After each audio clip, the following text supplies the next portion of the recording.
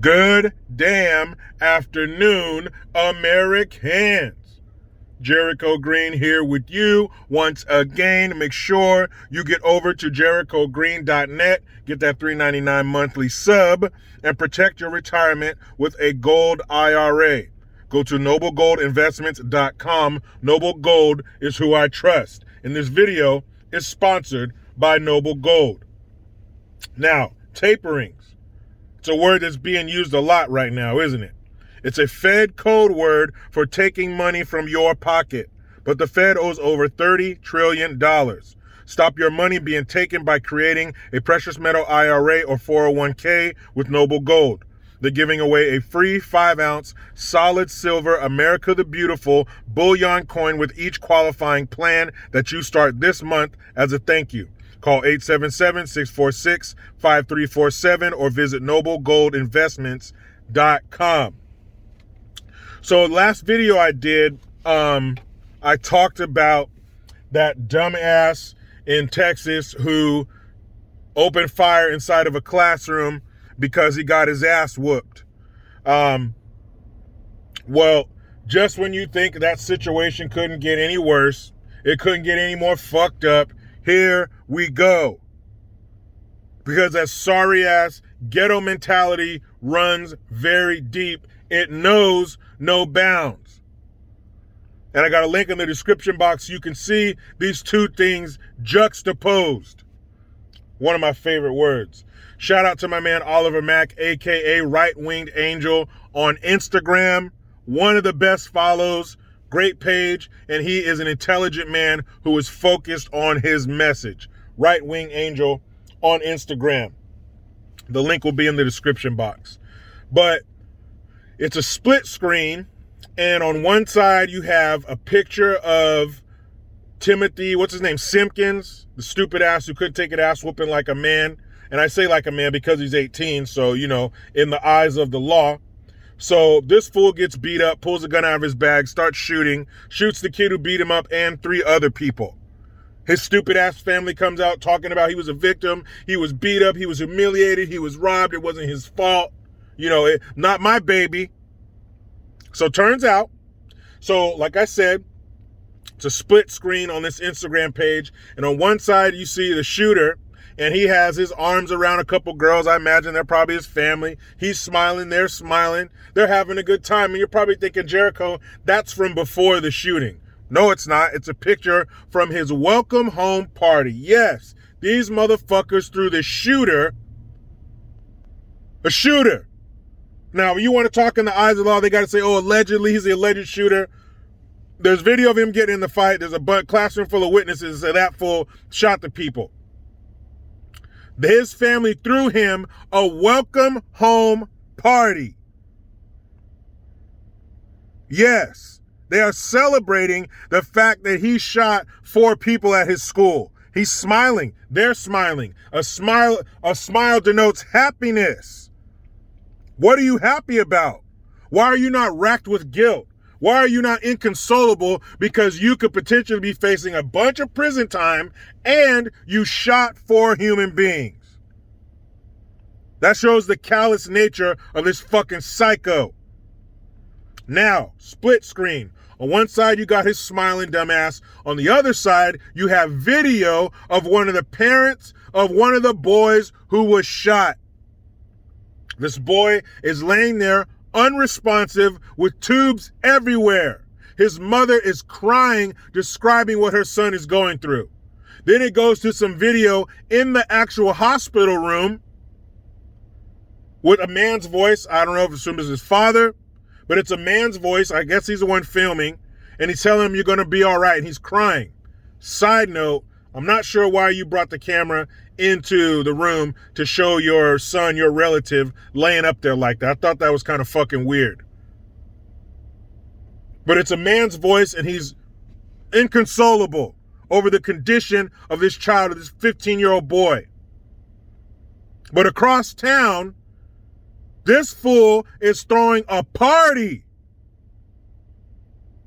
And what kind of neighbors do you have that didn't come over and say, what the fuck are you partying about? You just shot 4 people. Give a damn if you're bullied. Like I said in my other video, we've all been bullied and we've all been bullies. Don't fake the funk. You know damn good and well we all picked on somebody. So they're throwing this foot. That's the mentality.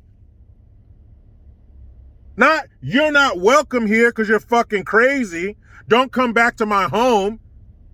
No, not only are you going to come back, we got streamers and cake and shit. What did the cake say? Better shot next time? What the fuck? How do you celebrate that? I would think that house would be so quiet, all you hear is the hum of the refrigerator. I'm not throwing no party when my kid comes back from jail after he shot 4 people on some bullshit. If those people were trying to rob him or if he was helping somebody and he shot 4 people, I'd be like, next time, kill him. But that's not what happened. He got beat up. We've all been there. He got beat up.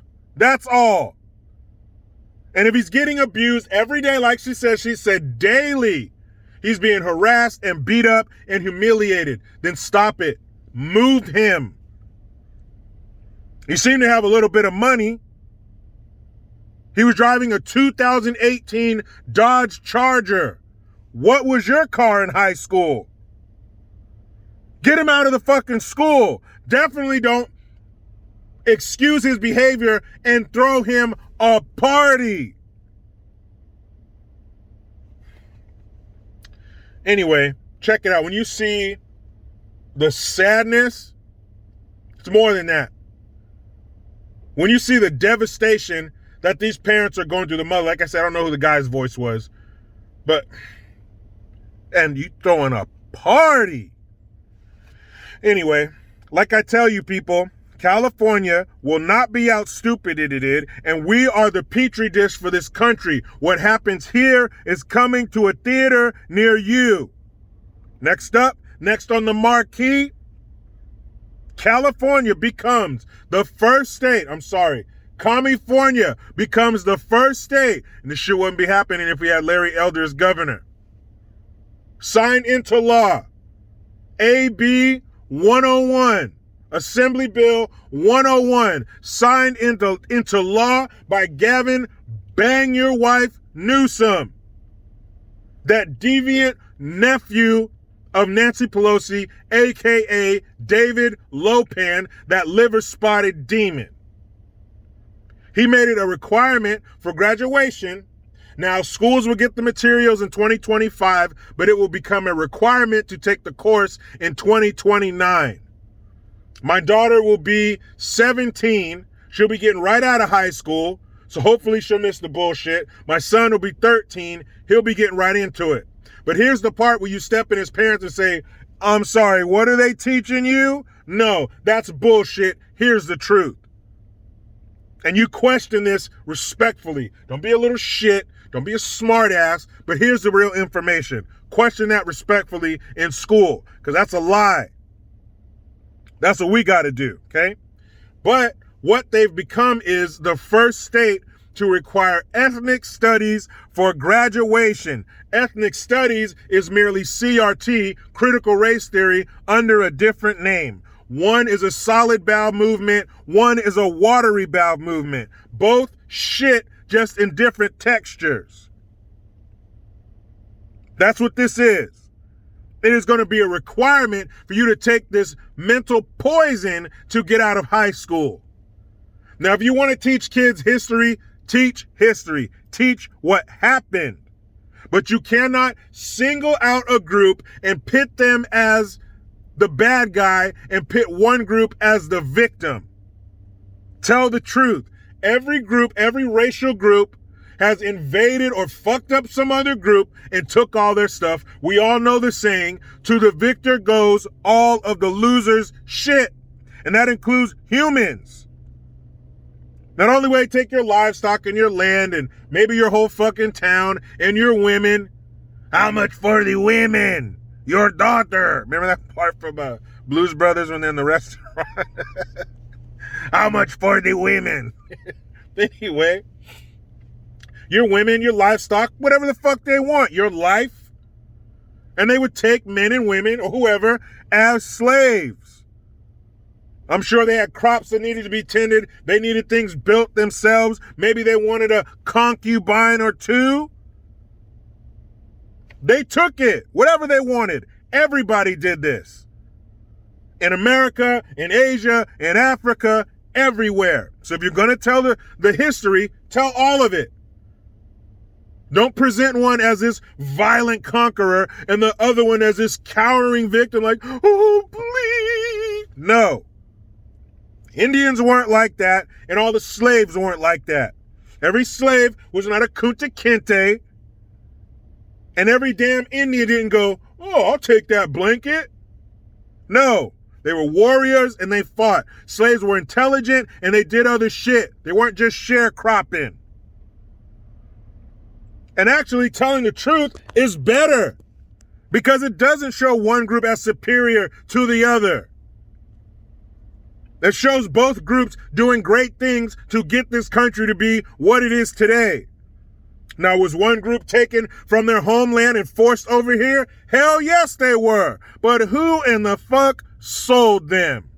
Who in the fuck gathered them to be sold at markets? Yes, there were places specifically designated to buy slaves.